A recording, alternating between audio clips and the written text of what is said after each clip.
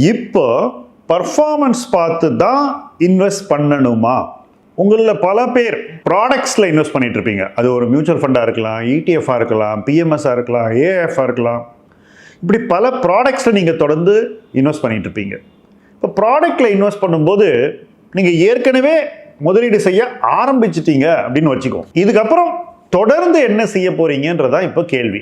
எல்லாருக்கும் மாசம் ஏதோ ஒரு சேமிப்பு செய்ய வேண்டிய அவசியம் இருக்கு. அந்த சேமிப்பை சரியா இன்வெஸ்ட் பண்ண வேண்டிய ஒரு அவசியம் இருக்கு. ப்ராடக்ட்ல இன்வெஸ்ட் பண்றது நீங்க முடிவு பண்ணிட்டீங்க, முதல் இன்வெஸ்ட்மெண்ட்டையும் நீங்க பண்ணிட்டீங்க. இதுக்கு அடுத்தது என்ன பண்றதுங்கிற குழப்பம் இன்னைக்கு நிறைய இன்வெஸ்டர்ஸ்க்கு இருக்கு. நான் நிறைய இன்வெஸ்டர்ஸை மீட் பண்ணியிருக்கேன் இந்த 15 வருஷத்துல.